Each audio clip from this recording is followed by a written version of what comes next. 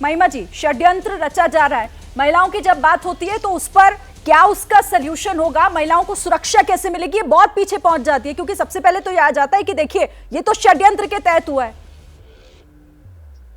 दंगे। ठीक है, मैं अब महिमा जी से जवाब दूं। महिमा जी, कुर्सी है तुम्हारी ये जनाजा तो नहीं है, कुर्सी है तुम्हारी ये जनाजा तो नहीं है, कुछ कर नहीं सकते तो उतर क्यों नहीं जाते। यहाँ भाजपा की प्रवक्ता ने अभी जितने प्रदेशों के नाम गिनाए हैं ना शिरीन जी, उनसे ये पूछ लीजिए उनमें से कौन से प्रदेश का इंटरनेट इस समय बंद है। नाकामी भाजपा सरकार की, आरोप ट्विटर पर, कार्रवाई ट्विटर पर, जवाबदेही डबल डिजास्टर सरकार की, छींटाकशी विपक्ष के ऊपर। ये संस्कृति है भाजपा की, जिसने इस देश की बेटियों को, जिसने इस देश के एक प्रदेश मणिपुर को पूरी तरह से तबाह करने का काम किया है। 90 दिन से 3 महीने से मणिपुर के अंदर इंटरनेट बंद है, मणिपुर जल रहा है। वहां की गवर्नर जो कि एक कॉन्स्टिट्यूशनल हेड होती हैं, जो कि सरकार को का एक तरह से वहां पर एक नुमाइंदा भी हैं, वो बोल रही हैं कि मैंने ऐसी हिंसा जीवन में कभी नहीं देखी। उनकी बात के ऊपर भी कोई तवज्जो नहीं। वो कह रही हैं मैं ऊपर बता चुकी हूं, फिर भी कोई तवज्जो नहीं। वहां के जो मुख्यमंत्री हैं वो ये बता रहे हैं कि हमने इंटरनेट सेवाएं इसलिए बंद की हैं क्योंकि इस प्रकार के सैकड़ों वारदातें हुई हैं। बात जब राजस्थान की करता है सत्ता पक्ष और छींटाकशी करता है, तो हम इनको याद दिला दें कि हाँ, आप ही की जो छात्र संघ है एबीवीपी, उसके 3 कार्यकर्ताओं ने जो बलात्कार किए, चंद घंटों के अंदर आरोपियों को गिरफ्तार किया गया। हमारे मुख्यमंत्री अपनी जिम्मेदारियों से भागते नहीं हैं, उसमें कोताही नहीं करते हैं, सामने आकर के बात करते हैं, विमुख नहीं होते हैं। 3 महीने तक हमारे मौनी बाबा, हमारे माननीय प्रधानमंत्री जो हैं वो देश महिमा जी, महिमा जी, कुर्सी से तो उन्हें उतार दिया गया जिन्होंने गिरेबान में झांकने की बात कही।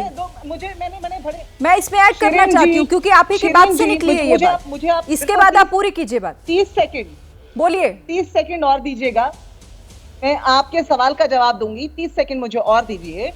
मैं आपको ये बड़े अहम तथ्य हैं बता देने, बहुत जरूरी हैं। मणिपुर के अंदर 6 फरवरी से वहां कोई मुख्य न्यायाधीश नहीं है हाई कोर्ट के अंदर।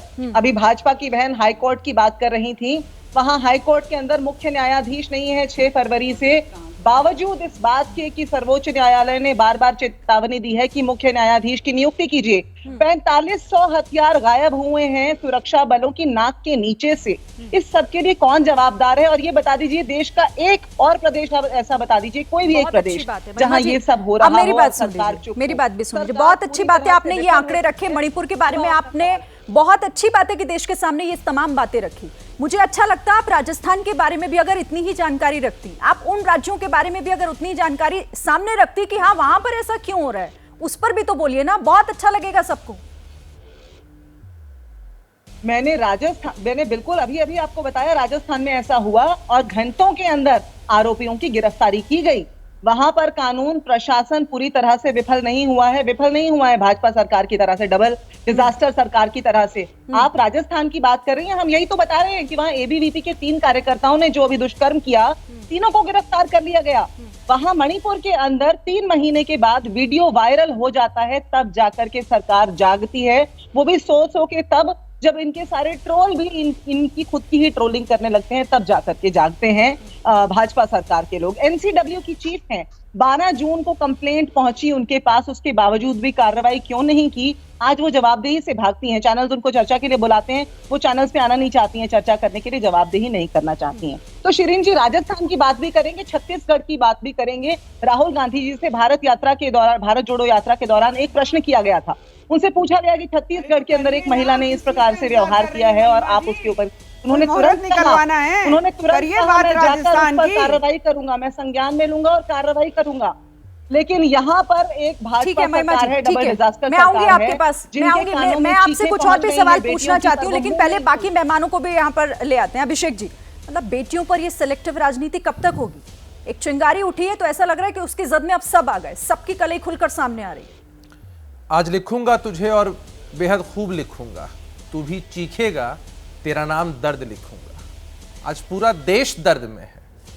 आप हो, मैं हूं, अनिला जी बैठी हैं, महिमा जी बैठी हैं। हमें अपनी माताओं बहनों से कितना लगाव है, कितना हम उनका सम्मान करते हैं। देखिए, घटना देश के किसी भी कोने में हो, आप मणिपुर की बात करें, बंगाल की बात करें, राजस्थान पर आरोप लगाएं, उत्तर प्रदेश पर लगाएं, बेटियां देश की हैं, बेटियां सरकारों के हिसाब से नहीं होती हैं कि अमुक जगह पे अमुक सरकार की का शासन है और विफलता उनकी होगी। पत्रकारिता कोई इमोशन नहीं है, ना अपना कोई ज्ञान देना है और ना कोई विचार थोपना है। पत्रकारिता क्या है? पत्रकारिता का मतलब है सही जानकारी इकट्ठा करना और तथ्य बताना। पत्रकारिता आज जितने महत्वपूर्ण दौर में है, शायद पहले नहीं थी। इस दौर से निकलने के लिए सिर्फ सच दिखाने की जरूरत है, वो सच जो आपके हित को आगे रखे। इसलिए अब रात 9 बजे प्राइम टाइम नहीं होगा, ये आपका टाइम है। जगविंदर पटियाल के साथ देखिए पब्लिक इंटरेस्ट 17 जुलाई से सोमवार से शुक्रवार रात 9 बजे सिर्फ एबीपी न्यूज पर। एबीपी न्यूज आपको रखे आगे।